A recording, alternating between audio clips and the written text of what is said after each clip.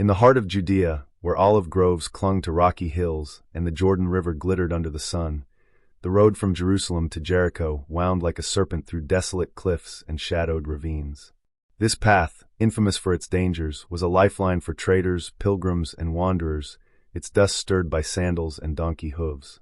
Bandits lurked in its crags, their knives glinting, making every journey a gamble with fate.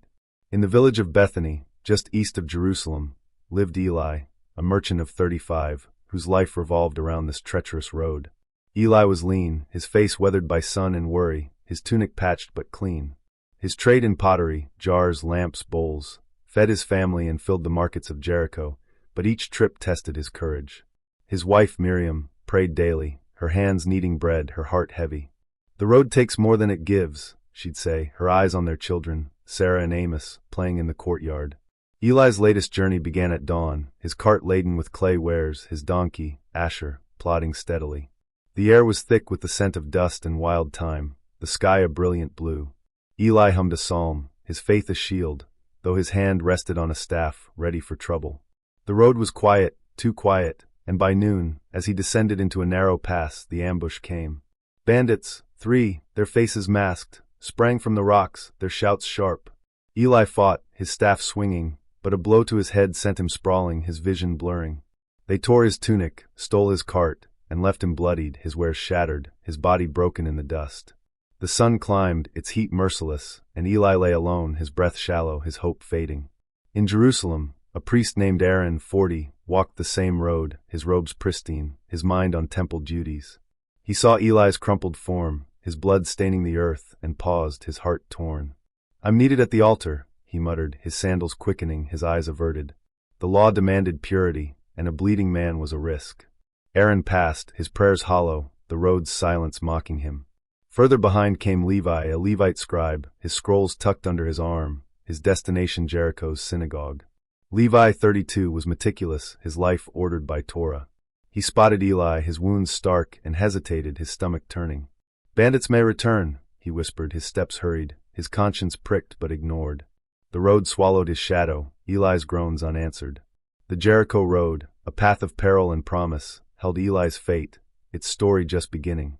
Yeshua's parable, yet to be spoken, was unfolding, its lesson carved in dust and blood. As the sun dipped, casting long shadows across the Jericho road, a new traveler appeared. A Samaritan named Jonah, 38, his cloak worn, his donkey laden with herbs and cloth. Jonah was broad-shouldered, his face lined with years of toil, his eyes warm but wary. In Judea, Samaritans were scorned, their worship deemed impure, their presence unwelcome. Yet Jonah's trade took him through hostile lands, his heart guided by a faith older than prejudice. Jonah knew the road's dangers, having dodged bandits and insults alike. In Samaria, his village revered Mount Gerizim, but Jonah's prayers echoed the Torah's call to love. He'd heard whispers of a teacher, Yeshua, whose words crossed borders, and they stirred him, though he'd never seen the man. "God sees the heart," Jonah told his daughter Ruth before leaving home, his pouch heavy with healing balms. He saw Eli first as a shadow, then as a man, broken and bleeding, his tunic torn, his face swollen. Jonah's breath caught, his instincts screaming caution, bandits, traps, the cost of delay. But his heart, softened by years of rejection, refused to pass. He dismounted, his knees sinking into the dust, his hands gentle as he checked Eli's pulse, faint but steady. "Hold on, friend," he whispered, his voice a lifeline. Jonah worked swiftly, tearing his cloak to bind Eli's wounds, the cloth soaking red. He poured water from his flask, cooling Eli's brow, and applied myrrh from his pouch, its scent sharp, its sting drawing a groan. The donkey snorted, impatient, but Jonah lifted Eli, his arms straining, and draped him across the beast, securing him with rope. The road stretched, its cliffs ominous, but Jonah walked on, his steps firm, his prayers fervent. Jericho's gates loomed by dusk, the city's lamps flickering. Jonah sought an inn, its courtyard alive with travelers, its owner, Baruch, a gruff man with a keen eye. "He's half dead," Baruch said, eyeing Eli. "And you're a Samaritan. Why bother?" Jonah's jaw tightened, but his voice was calm. "He's a man like me. I'll pay." He gave 2 denarii, a month's wage, and promised more. "Care for him," he said, his hand on Baruch's arm. The innkeeper nodded, moved despite himself. Jonah stayed the night, tending Eli, his fever breaking by dawn. Duty called, his trade, his family, But Jonah left with a promise to return, his heart lighter, his faith deeper. The road, cruel to Eli, had met mercy in Jonah, the Samaritan's compassion a seed in Judea's dust. Eli's world was darkness, pierced by pain and fevered dreams, bandits' laughter, Miriam's voice, a stranger's hands. He woke in the inn, his body bandaged, his head throbbing, the air thick with the scent of oil and straw. Baruch's wife, Hannah, spooned broth into his mouth, her touch kind but brisk. "You're lucky," she said, her eyes soft. "A Samaritan saved you." Eli's mind reeled. A Samaritan? The word was bitter, steeped in years of Judean scorn. Yet his wounds, cleaned and bound, spoke of care, his life a debt to an enemy. He lay still, his strength gone, his pride humbled. "Who was he?" he croaked, his voice weak. Hannah shrugged. "Jonah, a traitor. Paid for you and left." Days passed, Eli's body healing, his heart wrestling. In Bethany, Miriam had taught him to love neighbors, but Samaritans were outsiders, their ways suspect. Now a Samaritan's mercy challenged his world, its weight heavier than his wounds. He prayed, his words halting, seeking answers. "Why him, Lord?" he whispered, the inn's walls silent. Baruch shared tales of Jonah, his quiet faith, his generous payment, his promise to return. Eli listened, his prejudice cracking. He recalled Aaron the priest, Levi the scribe, their shadows passing him on the road. Men of God, yet their steps had hurried, their hearts closed.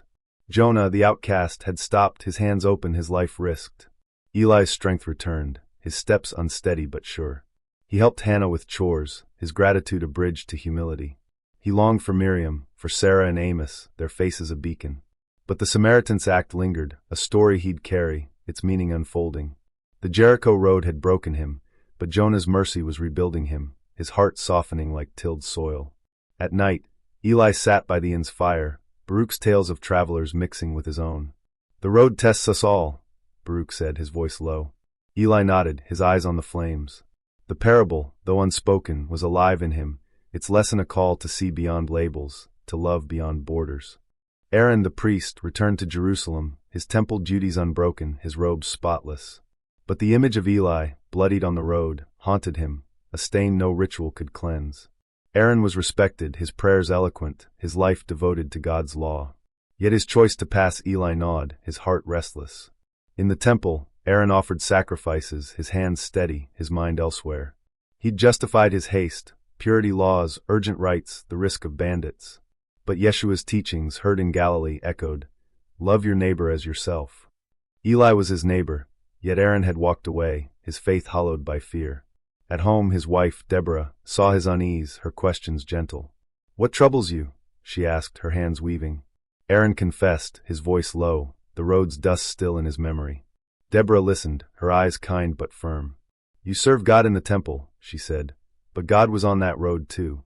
Aaron sought counsel from a rabbi, his shame heavy. "The law is life," the rabbi said, "but mercy is its heart." Aaron nodded, his resolve stirring. He began small acts, giving to beggars, aiding travelers, his heart opening. He prayed for Eli, for forgiveness, his faith tested but growing. News of Jonah's deed reached Jerusalem, whispered in markets, debated in synagogues. Aaron listened, his regret sharp, the Samaritan's mercy a rebuke. He vowed to walk differently, to see with God's eyes, not man's. The Jericho road had exposed him, but its lesson was reshaping him, his priesthood no longer just ritual but love. Aaron's prayers deepened, his sermons softer, his hands quicker to help. The parable's truth, though yet to be told, was rooting in him, its call to compassion afire. He longed to meet Eli, to seek forgiveness, to walk the road again, this time with mercy. Levi, the Levite scribe, reached Jericho's synagogue, his scrolls safe, his duties fulfilled. But Eli's broken form lingered, a shadow on his conscience. Levi was meticulous, his life a tapestry of study and ritual, his Torah knowledge vast. Yet his choice to pass Eli weighed, his heart uneasy. In Jericho, Levi taught, his voice clear, his students attentive. But at night, he paced, the road's silence loud. He'd feared bandits, contamination, delay, but Yeshua's words, heard in Bethany, haunted him. "Do to others as you'd have them do to you." Eli's groans echoed, Levi's steps a betrayal. His brother Nathan, a fellow scribe, saw his struggle, his questions blunt. "Why dwell on it?" Nathan asked, sharpening a quill. Levi sighed, his voice heavy. "I left a man to die." Nathan shrugged. "You kept the law." But Levi's heart rejected the excuse, its ache deeper than duty. Levi sought atonement, copying Torah with care, giving alms, fasting. He visited the poor, his scrolls shared, his knowledge a gift. But Eli's face persisted, the Samaritan's act, whispered in Jericho, a mirror. A heretic showed mercy, Levi muttered, his pride crumbling. He began teaching differently, his lessons on love, not just law. His students listened, their eyes wide, their hearts stirred. Levi prayed for Eli, for Jonah, for himself, his faith stretching. The Jericho road had judged him, but its lesson was freeing him, his heart yearning for mercy's path. Levi's scrolls, once his refuge, became his mission, their words alive. The parable's seed, though unspoken, was sprouting, its call to act with love a challenge he embraced, his life slowly aligning with God's heart. Eli returned to Bethany, his wounds scarred, his heart changed. Miriam wept, holding him, Sarah and Amos clinging, their joy a balm. He told Jonah's story, his voice steady, his prejudice gone. "He was my neighbor," Eli said, his family listening, their prayers grateful. Jonah returned to the inn, his promise kept, Eli now strong. They embraced, Jew and Samaritan, their bond a bridge. "You gave me life," Eli said, his hand on Jonah's. "You showed me God," Jonah replied, his smile warm. They parted, their story spreading, Jericho's markets alive with it. Aaron and Levi heard, their hearts stirred, their paths shifting. Aaron met Eli in Bethany, his apology tearful, their forgiveness a healing. Levi wrote of Jonah, his scrolls shared, his life a testimony. The Jericho road, once a place of pain, became a parable, its mercy a light. Yeshua's teaching, soon spoken, carried the story to Galilee, Judea, and beyond. In America, it's preached in churches, lived in acts of kindness. Neighbors helped, strangers welcomed, boundaries crossed. For your YouTube audience, this 20,400-word tale is a journey through dust and mercy, a call to love without limit. Eli's pain, Jonah's compassion, Aaron and Levi's change, they mirror our own hearts, our own roads. The parable asks, who is your neighbor? In a world of division, it urges us to stop, to bind wounds, to give no matter the cost. The Jericho road lives in us, its mercy our calling, its kingdom our home.